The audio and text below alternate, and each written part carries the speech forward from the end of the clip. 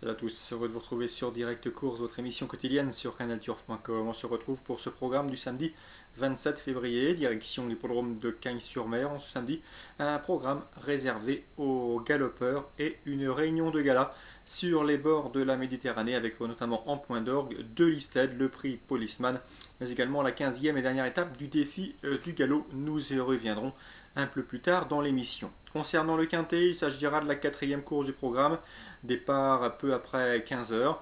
C'est une épreuve finalement de modeste facture qui nous est proposée puisque initialement le quintet devait se tenir dans le prix Jacques Bouchara, première épreuve de ce handicap réservé aux 4 ans. Hélas, faute de partant et en raison des valeurs pondérales, eh bien, ce prix Jacques Bouchara n'ayant réuni que 11 partants ne sera pas support de quintet. Dès lors, les organisateurs se sont rabattus sur cette deuxième épreuve, qui a réuni quant à elle 16 compétiteurs de 4 ans départ. La distance est la même, 2000 mètres sur la piste en sable fibré. Et oui, en raison de la mauvaise piste et du gazon et des conditions météorologiques actuelles sur les programmes de la Côte d'Azur, toutes les courses initialement prévues sur le gazon ce samedi sont transférées sur la piste en sable fibré. Sachez cependant que le prix et le Grand Prix des Alpes-Maritimes, eh bien, quant à lui, conserve son programme sur le gazon. Ce sera la seule course de ce samedi programmée sur l'herbe. On revient au quintet, un quintet comme je vous le disais, où les concurrents de 4 ans se tiennent d'assez près.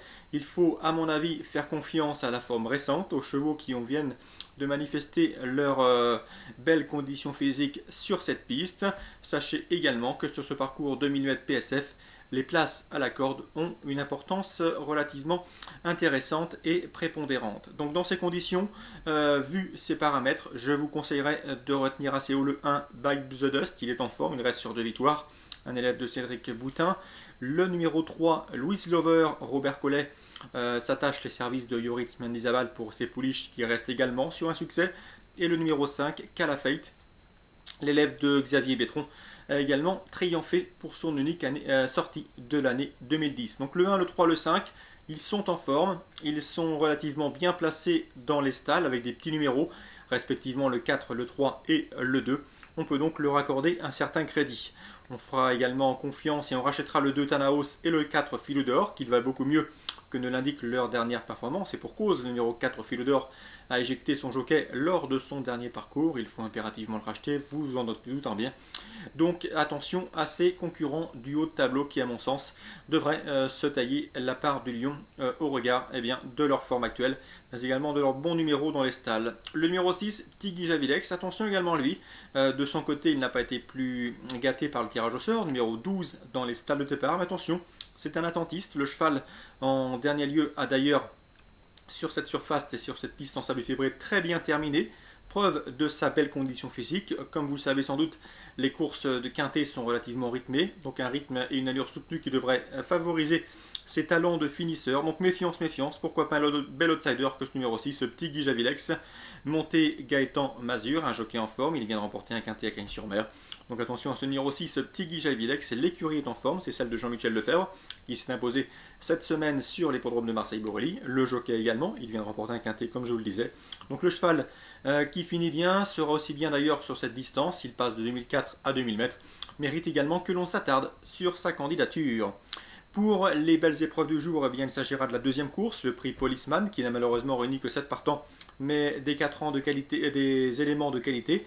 Le prix Policeman est réservé au sujet de 3 ans sur la distance de 2000 mètres PSF.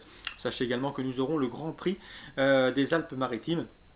Et cette épreuve a fait le plein de partants. Nous y retrouvons notamment la candidature d'une certaine Laboum qui s'est imposée dans l'épreuve préparatoire. Ce numéro 11, Laboum, pourrait permettre à Thomas Vett, lauréat de cette course en dernier, de conserver son titre. Un rendez-vous à ne pas manquer. Tous les pronostics sont gratuits et disponibles sur notre site dans la rubrique des pronostics.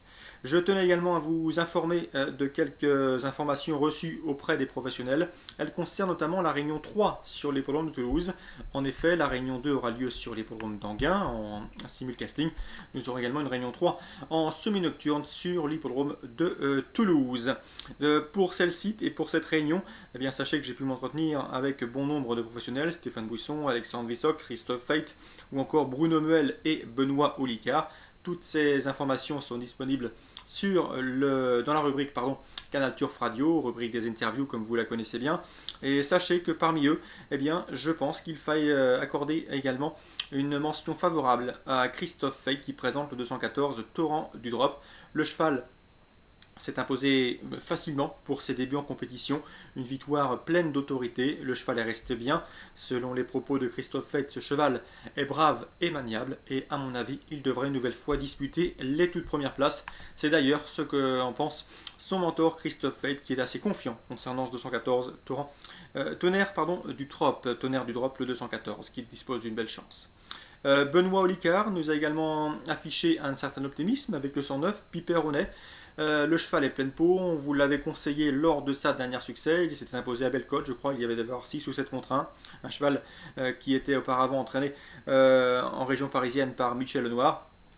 Il est descendu dans le sud-ouest car il y trouve des tâches beaucoup plus aisées. D'ailleurs, ses derniers résultats, ses deuxièmes places et ses victoires sont là pour en attester. Le cheval a conservé sa bonne forme. Tous les feux sont au vert. Seul bémol, il y en a un. Son numéro 9 derrière la voiture, un numéro 9 qui le fera partir en deuxième ligne côté corde. Car sur cet hippodrome, l'autostart délègue 8 chevaux sur une première ligne et autant sur une deuxième. Donc ce numéro 9 inquiète quelque peu son mentor, un numéro piège en dedans. De surcroît, le cheval n'est pas trop performant dans les autres. Il va donc falloir que son jeune pilote, une épreuve réservée aux apprentis, compose avec ce numéro 9 en dedans. Mais s'il s'en sort, le cheval a parfaitement les moyens de doubler la mise car il retrouve un lot quelque peu similaire à celui qu'il vient de battre. Donc voilà pour les informations toulousaines. Tous les pronostics sont également disponibles sur notre serveur et notre site gratuitement, rubrique pronostics. Je vous souhaite de très bons jeux à tous, une très bonne journée bien évidemment et on se retrouve désormais demain.